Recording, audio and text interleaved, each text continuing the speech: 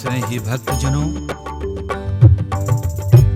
हम आप सभी को सुना रहे हैं रविंद्र जैन ग्रुप द्वारा प्रस्तुत की जा रही सुनो श्री राम कहानी, जिसमें भगवान श्री राम के जन्म से लेकर उनके परम धाम जाने तक की ज्ञान भरी शिक्षाओं को समेटने का प्रयास किया जा रहा है।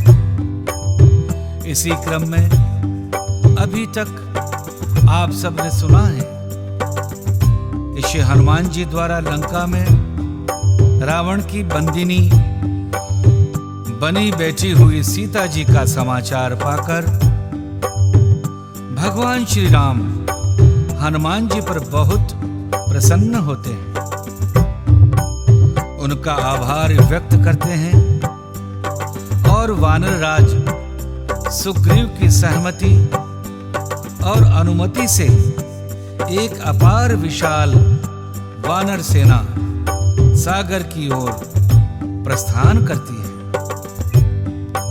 और दक्षिण सागर के उत्तर तट पर पहुंचकर डेरा डाल देती है। उधर लंका में जब यह समाचार मिलता है कि राम जी की सेना सागर के उस पार आकर डेरा डाले हुए है, तो रावण की पत्नी मंदोदरी उसे बहुत समझाने का प्रयास करती हैं, परंतु वह उनकी बात न मानकर अपने सचिवों से सलाह करता है और वे भी उसकी हाँ में हाँ मिलाते हुए उसको अच्छी लगने वाली बातें कहकर निश्चिंत रहने की सलाह देते हैं। प्रिय धर्म प्रेमियों, सुनो श्री राम कहानी में अब सुनिए उससे आगे की कथा। प्रिय धर्म प्रेमियों, यदि मंत्री अर्थात सलाहकार, वैद्य अर्थात उपचार करने वाले और गुरु अर्थात शिक्षा देने वाले, ये तीन व्यक्ति भय अथवा लालच में आकर मात्र अच्छी लगने वाली बातें करने लगें तो क्रमशः राज्य, शरीर और धर्म इन तीनों का विनाश हो जाता है। रावण के लिए भी वही संयोग बन चुका है। मंत्री उसे सुना सुना कर उसकी प्रशंसा कर रहे हैं और रावण उनकी प्रशंसा से मुग्ध होकर निश्चिंत हो रहा है। उसी समय विभीषण जी रावण के दरबार में आते हैं। दरबार में आकर उन्होंने अपने बड़े भाई के चरणों में शीश झुकाया और अपने आसन पर बैठकर रावण की अनुमति लेकर बोले, हे कृपालु भ्राता, मैं अपनी बुद्धि के अनुसार आपकी हितकारी बात कहता हूं, उससे ध्यान लगाकर सुनिए। जो मनुष्य अपना सुंदर यश, सुबुद्धि, शुभ गति और नाना प्रकार के सुख चाहता हो, उसे दूसरों की स्त्री के मुख की ओर देखना भी नहीं चाहिए। जैसे लोग चौथ के चंद्रमा को नहीं देखते हैं, उसी प्रकार दूसरों की स्त्री का मुख कभी नहीं देखना चाहिए। 14 भुवनों का एक ही स्वामी हो तो वो भी जीवों से बैर करके ठहर नहीं सकता, अर्थात नष्ट ही हो जाता है। जो मनुष्य गुणों के भंडार हैं और समझदार हैं, उन्हें चाहिए कि थोड़ा सा भी लोभ मन में आए तो उसे नष्ट कर दें। मन में लोभ को पनपने ना दें। काम क्रोध मद लोभ सब नाथ नरक के पंथ। काम क्रोध मद लोभ सब नाथ नरक के पंथ। सब परिहरि रघुबीर ही भजहु भजहि जहि संत। तात राम नहीं नर भूपाला भुवनेश्वर कालहु कर काला। ब्रह्म अनामय अज भगवंता व्यापक अजित अनादि अनंता। शरण गए प्रभु ताहु न त्यागा। शरण गए प्रभु ताहु न त्यागा। विश्वद्रोह कृत अघ जेहि लागा। जासु नाम त्रयताप न सावन सोई प्रभु प्रगट समुझ जिए रावण। विभीषण रावण से बोले, हे नाथ, काम क्रोध मद और लोभ ये सब नरक के रास्ते हैं। इन सब को छोड़कर श्री रामचंद्र जी को भजिए जिन्हें संत भजते हैं। हे तात, राम जी मनुष्यों के ही राजा नहीं हैं, वे समस्त लोकों के स्वामी और कालों के भी काल हैं। वे संपूर्ण ऐश्वर्य यश श्री धर्म वैराग्य एवं ज्ञान के भंडार भगवान हैं। वे निरामय अर्थात विकार से हीन अजन्मा व्यापक अजय अनादि और अनंत ब्रह्म हैं। उन कृपा के समुद्र भगवान ने पृथ्वी ब्राह्मण गौ और देवताओं का हित करने के लिए ही मनुष्य शरीर धारण किया है। हे भ्राता श्री सुनिए, वे सेवकों के आनंद देने वाले दुष्टों का समूह का नाश करने वाले और वेद तथा धर्म की रक्षा करने वाले हैं। वैर त्याग कर उन्हें मस्तक नवाइए। वे श्री रघुनाथ जी शरणागत का दुख नाश करने वाले हैं। हे नाथ, उन सर्वेश्वर को जानकी जी दे दीजिए और बिना ही कारण स्नेह करने वाले श्री राम जी का भजन करें।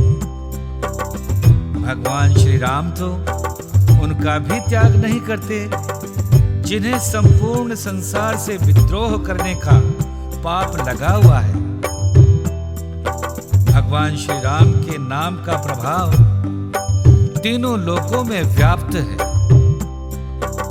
भगवान श्री राम का नाम तीनों प्रकार के तापों का नाश करने वाला है। वह भगवान श्री राम मनुष्य रूप में प्रकट हुए हैं। हे भ्राता रावण, हृदय में यह निश्चित समझ लीजिए, मैं बार बार आपके चरणों पर शीश रखकर विनती करता हूं कि आप अहंकार मोह और मद का त्याग करके कौशलपति भगवान श्री राम जी का भजन करिए। बार बार पद लगाऊं विनय करूं दस शीस। बार बार पद लगाऊं विनय कराऊं दस शीस। परिहर मान मोह मद भजहु कौशलाधीश। मुनि पुलस्ति निज शिष्य सन कही पठई यह बात। मुनि पुलस्त्य निज शिष्य सन कही पठई यह बात। तुरत सो मैं प्रभु सन कही पाए सो अवसर तात। मुनि पुलस्त्य जी ने अपने शिष्य के द्वारा यह बात कहला भेजी है। हे तात, सुंदर अवसर पाकर मैंने तुरंत ही वह बात प्रभु आपसे कह दी है। माल्यवान नाम का एक बहुत ही बुद्धिमान मंत्री था। उसने विभीषण के वचन सुनकर बहुत सुख माना और कहा, हे तात, आपके छोटे भाई नीति को भूषण रूप से धारण करने वाले हैं, अर्थात नीतिमान हैं। विभीषण जो कुछ कह रहे हैं उसे हृदय में धारण कर लीजिए। रावण ने कहा, ये दोनों मूर्ख शत्रु की महिमा बखान रहे हैं। यहां कोई है? इन्हें दूर करो। तब माल्यवान तो घर लौट गया और विभीषण जी हाथ जोड़कर फिर कहने लगे, सुमति कुमति सबके उर रही, नाथ पुराण निगम अस कही। जहाँ सुमति तह संपत्ति नाना, जहाँ कुमति तह विपत्ति निदाना। तब उर कुमति बसी विपरीता, हित अनहित मानहु रिपु प्रीता। काल राति निशिचर कुल केरी, तेहि सीता पर प्रीति घनेरी। हे नाथ, पुराण और वेद ऐसा कहते हैं कि अच्छी बुद्धि और खोटी बुद्धि सबके हृदय में रहती है। जहां सुबुद्धि है वहां नाना प्रकार की संपदाएं, सुख की स्थिति रहती है, और जहां कुबुद्धि है वहां परिणाम में विपत्ति, दुख रहती है। आपके हृदय में उल्टी बुद्धि आ बसी है, इसी से आप हित को अहित और शत्रु को मित्र बना रहे हैं। जो राक्षस कुल के लिए काल रात्रि के समान है, उन सीता पर आपकी बड़ी प्रीति है। हे तात, मैं फिर आपके चरण पकड़कर आपसे भीख मांगता हूं। बार बार विनती करता हूं कि आप मेरा यह आग्रह मान लीजिए और श्री राम जी को सीता जी लौटा दीजिए, जिससे आपका कोई अहित ना हो। विभीषण ने पंडितों, पुराणों और वेदों द्वारा अनुमोदित वाणी से नीति की बात कही, परंतु उससे सुनते ही रावण क्रोधित हो गया और बोला, अरे दुष्ट, तेरी मृत्यु तेरे नजदीक आ गई है। अरे मूर्ख, तू रहता और जीता तो मेरे अन्न जल और मेरी कृपा प्रसाद पर, परंतु पक्ष तुझे शत्रु का अच्छा लग रहा है। अरे दुष्ट, बता तो सही, संसार में कौन ऐसा है जिसे मैंने अपनी भुजाओं के बल से जीत ना लिया हो। मेरे ही नगर में रहकर तू मेरे शत्रुओं से, उन तपस्वियों से इस प्रकार से प्रेम करता है। अरे मूर्ख, जा उन्हीं से मिल और उन्हीं को अपनी यह नीति वाली बातें बता। ऐसा कहकर रावण ने विभीषण को लात मारी, परंतु छोटे भाई विभीषण ने मारने पर भी बार बार रावण के चरण पकड़े और उसे समझाने का प्रयास किया। मम पुरबसि तपसिन्ह पर प्रीति, सठ मिलु जाय तिन्हि कहु नीति।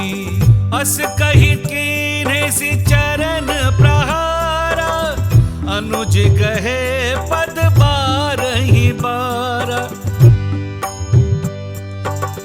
उमा संत कई इहि बड़ाई, मंद करत जो करई भलाई। तुम पितु सरिस भले ही मोहि मारा, तुम पितु सरिस भले ही मोहि मारा। राम भजे हितनाथ तुम्हारा, राम सत्य संकल्प प्रभु, सभा काल बस तोरि। मैं रघुबीर शरण अब जाऊं देहु जनि खोरि, जाऊं देहु जनि खोरि। जगदम्बा माता पार्वती को भगवान श्री राम की यह अनुपम कथा सुनाते हुए भोलेनाथ भगवान शिव जी कहते हैं, उमा, संत की यही बड़ाई है कि वे बुराई करने पर भी बुराई करने वाले की भलाई ही करते हैं। विभीषण जी ने कहा, आप मेरे पिता के समान हैं। भले ही आपने मुझे मारा, परंतु हे नाथ, आपका भला श्री राम जी को भजने में ही है। इतना कहकर विभीषण अपने मंत्रियों को साथ लेकर आकाश मार्ग में गए और सबको सुनाकर वे ऐसा कहने लगे, श्री राम जी सत्य संकल्प एवं सर्वसमर्थ प्रभु हैं। और हे रावण, तुम्हारी ये सभा काल के वश में हो चुकी है, अतः मैं अब श्री रघुवीर की शरण जाता हूं, मुझे दोष न देना। ऐसा कहकर विभीषण जी जैसे ही लंका से चले, उसी क्षण लंका के सारे राक्षस आयुहीन हो गए, अर्थात यह निश्चित हो गया कि अब इन सब का मरना तय है।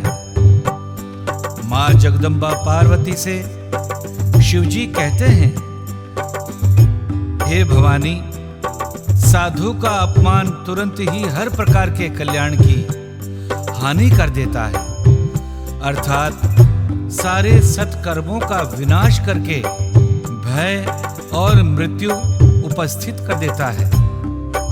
रावण ने जिस क्षण विभीषण का परित्याग किया, उसी क्षण वह अभागा ऐश्वर्य वैभव से हीन हो गया और विभीषण जी हर्षित होकर मन में भांति भांति के मनोरथ करते हुए लंका से चल पड़े सागर के उत्तरी तट की ओर, जहां भगवान श्री रघुनाथ जी विराजमान हैं। वह पुलकित होकर बार बार अपनी आंखों में प्रेम के जल भर लेते हैं और सोचते हैं, आज मैं जाकर भगवान श्री राम जी के कोमल और लाल रंग के सुंदर सुंदर चरण कमलों के दर्शन करूंगा। वह चरण कमल जो सेवकों को सुख देने वाले हैं, जिन चरणों का स्पर्श पाकर ऋषिपत्नी श्रापित अहिल्या तर गई, और वह चरण जो दंडक वन को भी पावन करने वाले हैं, जिन चरणों को श्री जानकी जी ने अपने हृदय में धारण कर रखा है, जो चरण कपटी सोने के हिरण के साथ उसको पकड़ने के लिए इस धरती पर इधर उधर दौड़े थे, और जो चरण कमल साक्षात शिव जी अपने हृदय रूपी सरोवर में सदैव विराजमान रखते हैं, आज उन्हीं चरणों को मैं देखूंगा। मेरा भाग्य धन्य है, धन्य है, धन्य है। जिन पायन के पादुकनि भर तु रहे मन लाय, जिन पायन के पादुकनि भर तु रहे मन लाय, ते पद आज बिलो की हूँ इन नयननि अब जाई। प्रिय श्री राम कथा प्रेमियों, सुनो श्री राम कहानी में आज की कथा यहीं तक। सुनो श्री राम कहानी के अगले एपिसोड में हम आप सभी को सुनाएंगे कि किस प्रकार विभीषण जी लंका नगरी का परित्याग करके भगवान श्री राम की शरण में आए, किस प्रकार भगवान श्री राम ने उनका राज्याभिषेक किया, और किस प्रकार सागर लांघने को लेकर भगवान श्री राम ने विभीषण जी, सुग्रीव जी सहित वानर वीरों से विचार विमर्श किया। प्रिय धर्म प्रेमियों, जन जन के लिए उपयोगी, परम कल्याणकारी और ज्ञान भरी इन कथाओं को सुनते रहने के लिए हमारे चैनल को सब्सक्राइब कर लें और हमारा साथ हमेशा बनाए रखें। बहुत बहुत धन्यवाद। जय जय श्री सीताराम।